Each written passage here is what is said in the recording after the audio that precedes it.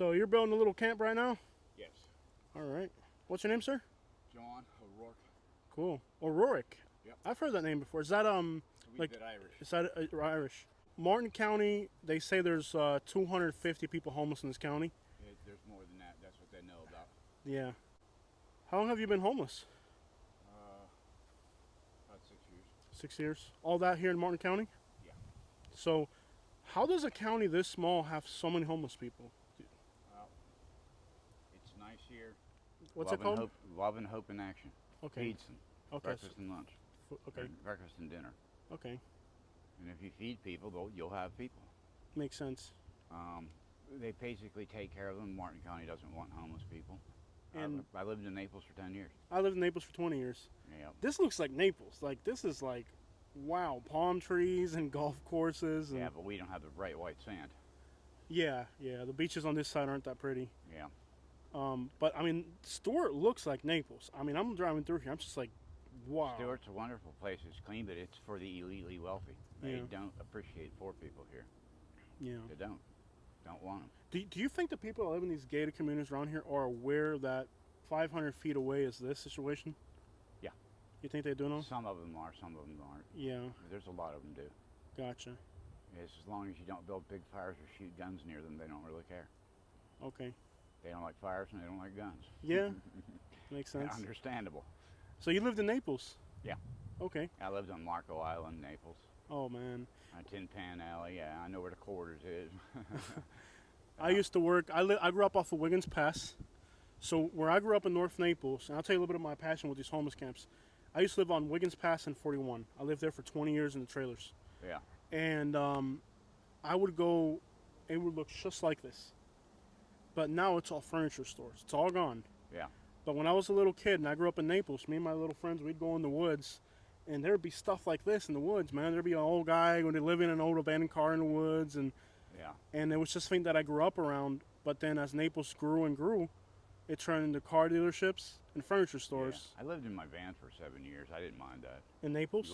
No, over here. Over here? I lived right there in the parking lot for 3 years. Oh, they didn't bother Lived you? in No? Walmart for 2 years? No, because I didn't bother them. I come Yeah. in after the stores close and wake up leave when they open. So you were smart about it. Yeah. Well, Yeah. I was mobile. I could do that. Gotcha. When you're stationary in the woods, you can't do that. The Yeah. best thing you can do here is hide and keep it clean. I just want to get away from this garbage. Yeah. I don't believe in that. This Well, property belongs to somebody else, not Yeah. me. And I'm not going to trash it. Gotcha. Well, this is compared to other camps we've gone to.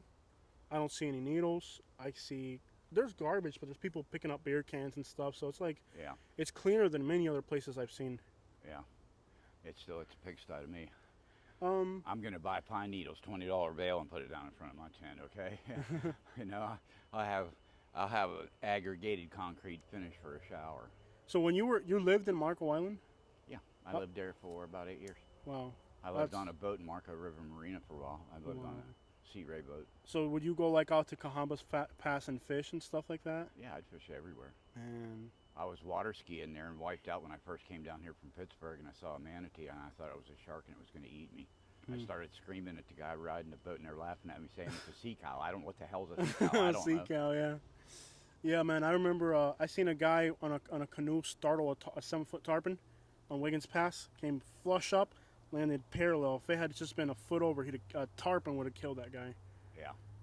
Yeah, tarpon can be when they'll go up in a back channel and they'll turn around and face out of the canal. Yeah. You go in there and startle one of them. How do people end up homeless? Most people are only a paycheck away from being homeless. Drunk. I was diagnosed with cirrhosis of the liver. Yeah. Most people are alcoholics because of mental health disease and alcoholism. Yeah. The rest of it is illegal drugs. They're Yeah. junkies that have burned up all their resources, Yeah. and they end up homeless. Gotcha. I don't particularly like them because they'll steal from you. Oh yeah, no Who doubt. steals from a homeless man? Another homeless A junkie. person. Yeah. Yeah. Yeah. Another homeless person. That's Yeah. the real sad thing. I live in Bradenton now. I lived in Naples, Fort Myers, Sarasota. Right now I'm in Bradenton. Yeah, I lived in Bradenton. Yeah. Crap hole. Yeah, it used to be called Braid Town years ago because they used to braid horses there. Bradenton, Kentucky. Yeah, I was on DeSoto Memorial Speedway. I was on the pit crew for Nice. So Mini Star. over there where we live, Bradenton, dude, you can't have you couldn't have that bicycle in Bradenton, dude. They are so far into like theft I mean, you couldn't. Nobody homeless in Branson can have a setup like that. It is bad in Branson. I mean, Branson is bad. A lot of coke. That's why. It's infested with coke. Now it's something called. Yeah, those are the two things that are most prevalent right now. And I can't stand it. And there's just it's like an synthetic. Yeah, bath salt. Yeah, and now there's another thing they called ice, which is like ISO. Yeah. Which is even stronger than. So. Yeah. But like I grew up in Naples, and Naples, you didn't see any of that stuff. Yeah. When I moved to Bradenton, Naples is actually a pretty nice town. Yeah. It's completely different. It was 30 years ago, 40 years ago when I lived there. Yeah. Tell me about what Naples was like when you first moved there. A lot of dirt roads. Yeah. It was beautiful. You catch fish, you go up to Tin Pan Alley. The fishermen would come in and they have the fish lined up, and you just pick out your fish, and the chef will come out and get it and cook it for you. You ever go to the? Remember on Davis there used to be a flea market where they drive-in together? Yeah, years ago. Yeah. That was many moons ago. Yeah, that was many moons ago. I always thought there was like people living in the woods back there because there's so many people that I'm sure back in the woods back there would have had homeless camps. Yeah. So when you were on the boat, were you kind of like just living off the boat? No, the boat belonged to a top captain for U.S. Air, and I was dating his daughter, who was docked in a marina. I had electricity and no place to go. He gave me the boat. Nice. So the fishermen would come in with fish and say, "John, you want some of this?" And I'd get fish. I'd cook it right there. Nice. I'd cook fish for a lot of them. Gotcha. What's your favorite things to eat down there when it comes to seafood? For me, it's sheep's head. I would have to say either hog snapper or wahoo. Wahoo. Yeah, I've never ate a wahoo over there. I don't even know if you can get them in the Gulf. I know they run here. No. The wahoo's, I like the texture, the flavor, and the texture. It's not like a flaky fish. It's like eating a piece of prime rib. The texture of that fish is excellent. Never had wahoo. Yeah, try it. It's once you eat wahoo, other fish are like on the back burner. Okay, I'll have to try it. So, eventually, why leave Naples? Work. Work. There's no work down there. Just traveling. Yeah. I mean, I ended up in Miami. I lived there for about 4 years. Nice. I moved to Palm Beach County. Didn't like Palm Beach County. Too many junkies. Too much dope. Mhm. Palm Beach County is like a giant Bradenton, basically. Yeah. And so I got out of there and came up here. It's peaceful. You come up here, you do something wrong, these cops are going to kick your ass. So I'm safe here, you know. Yeah. A lot of the tents that were back here look like was it the cops that come back here and slice the tents off? No, or? raccoon. Raccoons. Raccoon. And he'll do it like an L shape. He uses his thumb, it's hooked. He puts a slice across and then he puts his head in, so it's an L shape because he tears it. Once he makes the first slice, he tears it. You see an L in a tent, that was a raccoon. Oh, okay. I could show you on the tent. It's 3 days old and I got one. What? I got another tent too, but it's going up on a platform with a front door. Yeah. Chain link fence going around it. Okay, cool. The 4-inch and then the 8-inch block, now that's 12 inches up. 3 inches for the 2x4, now I'm 13 and a half inches up off the ground. Gotcha. So what's the plan? You got the bricks, the cinder blocks, you're going to try to make it like a platform? Yeah, it's a platform. My tent is I'm going to cut it out. I'm going to have hardwood floors inside my tent. Gotcha. And a cooler bolted to the floor. I don't want nobody stealing my cold water or my ginger ale. Yeah. And I don't drink anymore, otherwise there'd be beer in there. So your buddy's got a cold or something? Yeah, he doesn't know what he has.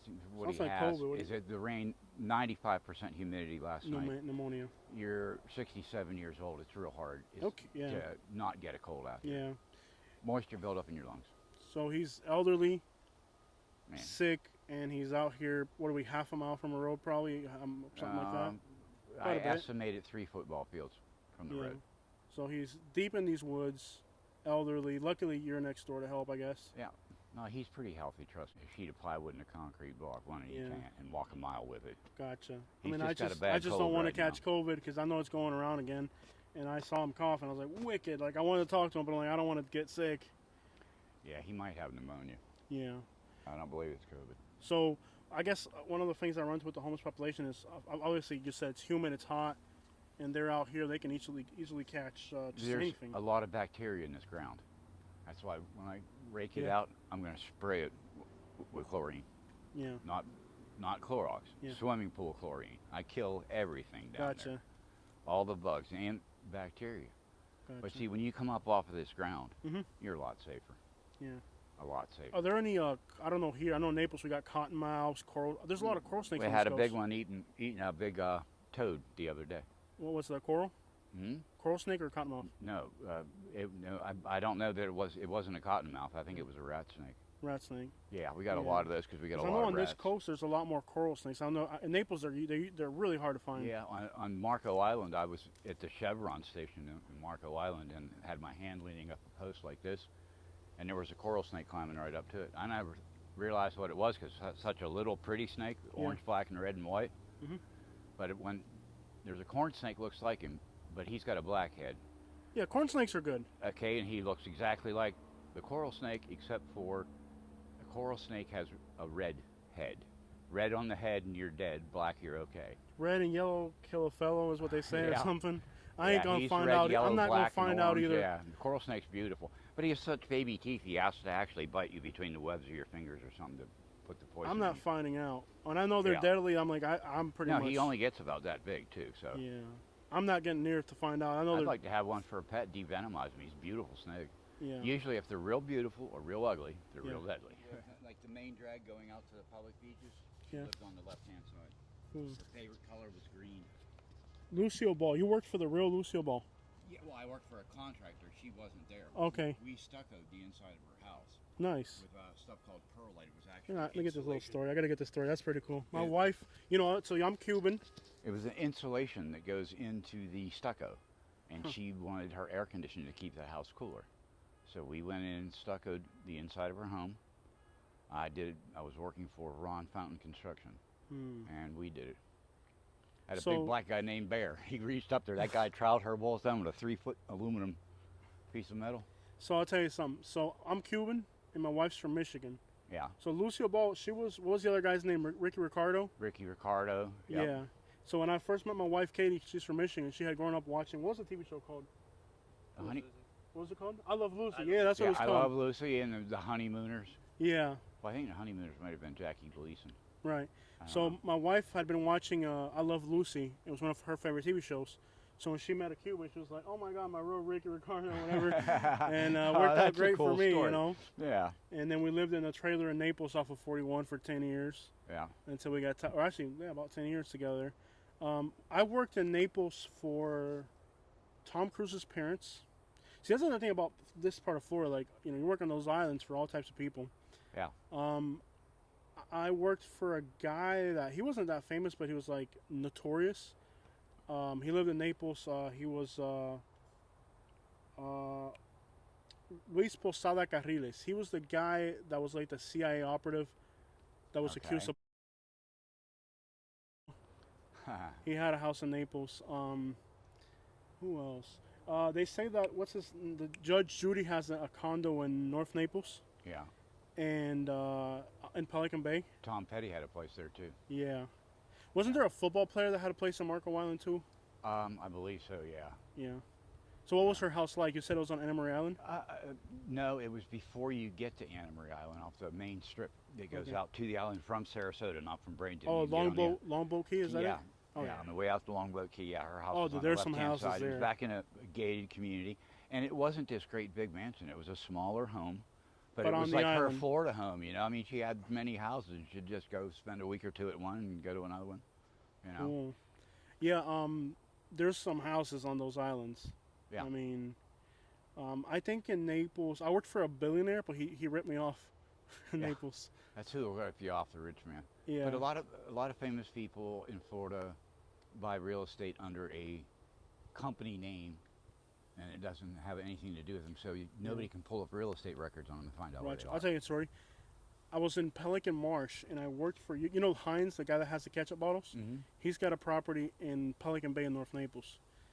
And when I worked for him, he hired me at his house, but he wouldn't pay me directly. He paid his secretary, and Yeah. she paid me as a liability thing. He didn't want to pay me directly.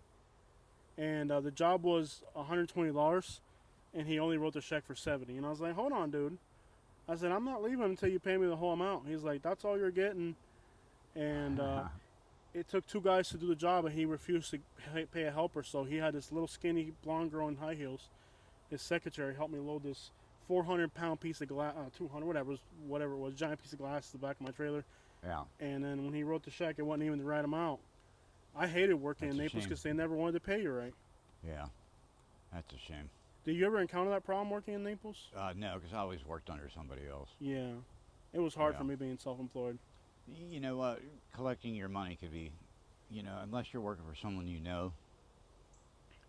What I like to do when I work for somebody else, get the logo, You kinda get flipped on it. get a third down, a third in the middle, or a and quarter. then the final third. Exactly. Like if I show up to the job site with the materials, Yeah. okay, now I got $1,200 of materials. Now you're giving me $1,200. Yeah. I worked the whole day, and it's a 4-day job. Now you're giving me a quarter of it. Yeah. Neither you should never owe somebody money, and you should never owe somebody work. In other words, Yeah. if I'm 50% through the job, I should have 50% of the pay. Yeah. You don't want to be out the labor and the material. Yeah. Sometimes they can screw you on your profit. Right. But So if you're losing your comes labor up, and material, you're losing. if a contractor comes up to your Too bad. property and he says, "Well, I need 50% up front," no, you don't. You don't need 50% up front. If you show up with $10,000 of material, okay, here's $10,000. Here's $10,000. If you're really a contractor, you can put a lien on my house if I don't pay you. So why do I need to give you 50% up front? Because in Naples, I seen a lot of dudes, man. They just go around taking deposits, and people are out $50,000, $100,000. Yeah. Yeah. Well, after Hurricane Andrew, they really came down on it. They had people from up north collecting deposits and taking off. And we had to go in and lowball the job to get the job because they were already out all the materials. We helped a lot, and we did a lot of pro bono work, especially if they were affiliated with the church. We did it because the church would hook us up, and they would feed us and stuff. So we helped a lot of people out during Hurricane Andrew.